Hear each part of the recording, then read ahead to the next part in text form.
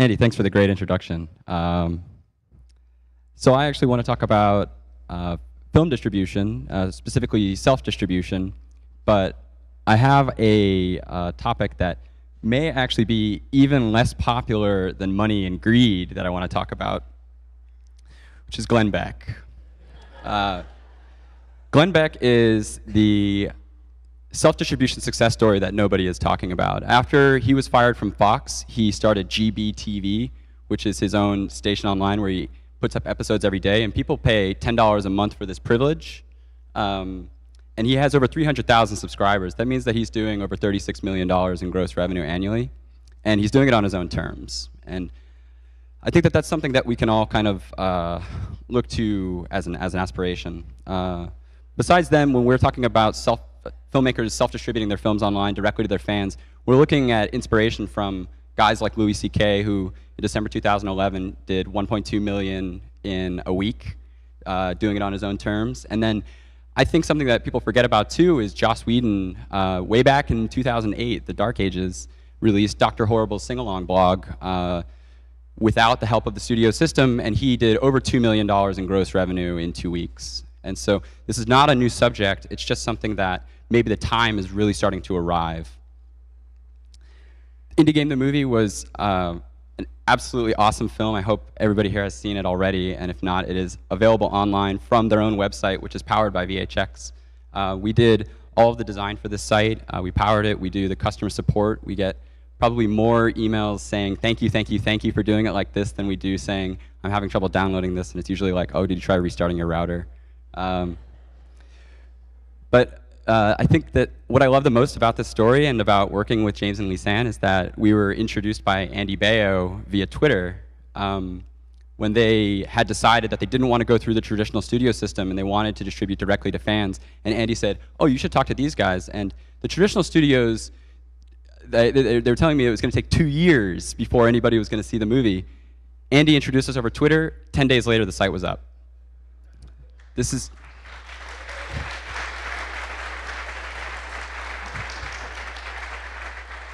So before we worked with Indie Game, we had the pleasure of working with Aziz Ansari on releasing his comedy special direct to fans. He was also heavily inspired by Louis C.K. And we got to work with him. It's a really hilarious comedy special, and you can buy it directly from his website. It's not censored, which is a big deal because he actually sold it to Comedy Central afterwards. And it's 20 minutes shorter, and all the curse words are censored. And so for the weeks leading up to the release of it on Comedy Central, Aziz was promoting on his Twitter, hey, I'm going to be on Comedy Central in a couple weeks. Oh, but you can buy it on my website right now. Worldwide. You don't need a TV. You can do whatever you'd like with it. And so it wasn't that long ago that you maybe can't see, there's a video store. And this was the state of the art. This was how we got movies. And the experience was, I always thought was really fun. Like, I love to go to the video store and I'd talk to the clerk and I'd be like, hey, what do you think I'm going to rate 5 stars? And I'd shop around and you look at all of the poster art and you can't really preview anything, but maybe you've heard of something, maybe you haven't. You just kind of randomly pick whatever the most popular title is and you go home and you watch it and you rinse and repeat. And I also had cable, and it was just a different time. Now we are living in the future. This is a still from 2001: A Space Odyssey, made in 1968, where he is eating space food and reading his iPad.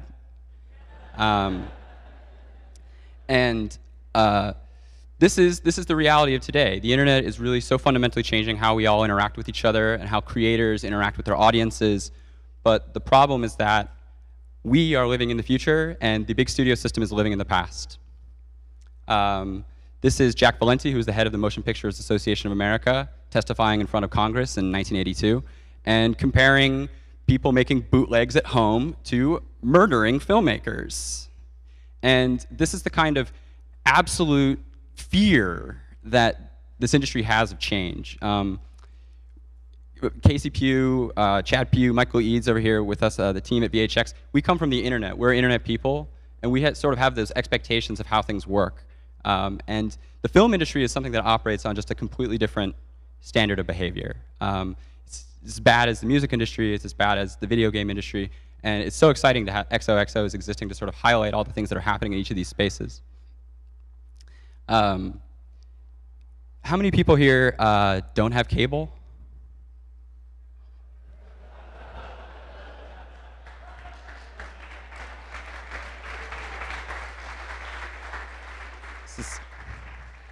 And then have you guys used AirPlay? Like your Apple gizmos? AirPlay? Love it, right? It's the CEO of Time Warner Cable. What's AirPlay? I guess this is a direct quote. And so this is an industry that's out of touch with its audience. This is an industry that the transition from VHS to DVD to Blu-ray, that's pretty easy. That's physical media. But this transition from physical goods to digital distribution, to entire new ways of reaching and communicating with audiences, they are not doing a good job. The internet, it just works differently. It's not a video store. We don't find out about things by going to the store and browsing around and just sort of like grabbing the first title that looks good or whatever is most popular. We find out about things through social recommendations. We find things through search. And maybe more importantly, we don't just hear about it after it's all done and we're seeing a huge billboard for it. We are fundamentally sort of involved in the entire process. And Netflix, iTunes, these things are modeled on video stores. If you think about it, they want you to, oh, I'm going to watch a movie. I'm going to open up iTunes. I'm going to browse around. I'm going to pick the one that's like the most popular, that's featured or whatever. And this just isn't how we find stuff now. And James and Lisanne were sharing with us that on iTunes, Indie Game was heavily, heavily featured. And you'd think that that would be sort of the big win of being on iTunes, is that they're driving just a huge audience to you. But they did just as well on their own website, selling it themselves, DRM free. People preferred that. And even though that was basically just them and us, promoting it and trying to talk about it, it did just as well as this quote-unquote powerhouse. The big studios are, and the traditional film distribution model is fundamentally built around the idea of restriction. They want you to watch it only in their movie theaters. Like a movie is only available in one movie theater's chain. A TV show is only available on one channel. And the way that the film process works is that you go shop your film at a festival and you find somebody who buys it, and they buy it in the United States, and they'll only do the United States, which is strange to begin with, because DVD regions is just this alien concept. And that's kind of the end of the filmmaker's relationship with their film. They sell it to the distributor, and then the distributor kind of takes care of the rest of it, and they can do whatever they'd like with it, or rather they can do whatever they don't like with it, because so often somebody sells a movie and it just never sees the light of day. And this is such a frustrating process for the filmmaker, and it's bad for the consumer, and these are the things that we believe should change, because the new system is about openness. The internet is about sharing, it's about trust, it's about respect. Gary Vaynerchuk has this great book, talks about the customer service economy, that the internet is really bringing us back to the days of the mom and pop shop, because of the fact that if you have bad service, everybody's going to know about it. And so it is so, so important to be involving people in that process and treating them fairly. And a $15 iTunes purchase, that's the same price as a DVD. Like, I'm not stupid. I know it's cheaper. A rental, I find the concept of rental is almost offensive, a digital rental, because the one time that I rented something on iTunes, I fell asleep partway through. I woke up in the morning and my rental had expired. And I didn't buy it again. I tweeted about it. And this is what we need to be thinking about. So the internet is awesome. And I would say that these are kind of the three big steps in making pretty much anything. But in making a film, you start with your financing. You have Kickstarter is just crushing it. Yancey, Perry, the whole team, God bless you guys. Production, we have Final Cut Pro. We have cheap DV cameras. This is getting a lot better. The costs are all coming down. But with distribution, it's like only so-so. Like Netflix, iTunes, these kinds of things. Ultraviolet, have you guys heard about Ultraviolet? Like the efforts by the studios and the efforts by the startups that are working with the studios are just not moving fast enough, and they're not keeping up. And XOXO is fundamentally about how people doing it on their own terms with the creative freedom works. And if there's one thing that you walk away from this talk with, I want you to believe, like we do, that self-distribution works. You can make enough money to get by. You know, and it's not about greed, but it is important to be making enough cash to fund your next project, you know, to be buying potatoes. I love potatoes. And this is the revolution, it's coming, and the revolution is coming because of social media. I think fundamentally it's because the cast and crew of the film have as many eyeballs and have as many audience members as any distributor could ever hope for. And way more importantly, those fans are way more deeply engaged, and even beyond that, they carry on from one project to the next. It's not like buying a billboard where it's like, oh, I'll go see movie X. It's, I love this filmmaker, I love this person. And it's like what Dan Harmon was saying, you know, the internet is made out of people. The internet is people. And that's the most important thing, and it's really all about sort of creators establishing a brand and establishing an identity on the web and using that to promote their work. And 4 years ago, 5 years ago, this was a different game. Now, you know, the success and popularity of Twitter, Facebook, YouTube, Tumblr, Vimeo, all these sites is really lending itself so that the creators are just as influential as the studios ever were. So I had 3 Adam Savage is speaking later. I'm really excited. So I wanted to bust some myths.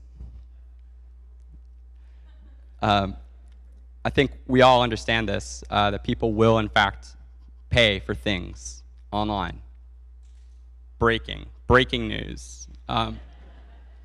And there's traditionally just been such like a slow and unwieldy process for paying for things, and it hasn't been great, but the App Store, like, I just open my wallet in a second, it's no problem. Kickstarter, I'm delighted to fund things, and I think that Dan Provost and Tom touched on it on their first talk yesterday, where it's really this question of like knowing where your money is going. Like, I'm delighted to overpay for goods because I know that it's like going into the creator's pocket. It's not, I'm not buying from Apple, I'm buying from Aziz Ansari. And this is a feeling that we want to tap into. The numbers are there. Self-distribution works. Louis made 1.2 million in a week. Aziz made 6 figures his first day. Glenn Beck is doing 36 million annually. It works. This is the other question that we get all the time. Self-distribution, traditional distribution are mutually exclusive. It's like either I go internet or I go traditional, and there's not a lot of in between. But that's not really how this works. We see direct-to-fan distribution for films as a great substitute for DVDs, for DVD sales, home video sales, and that's always just been one part of the distribution pie.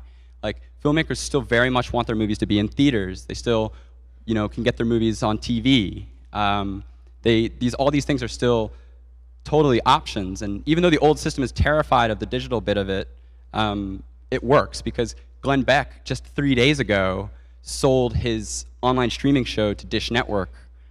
So on top of the 36 million annual he's making directly and still retaining all of his rights, he's now making 16 million a year from Dish Network, and he's planning to sell it to more people. So we need to start hustling. Louis sold his special to FX after he did the direct-to-fan distribution, and like I mentioned, Aziz sold his special to Comedy Central afterwards.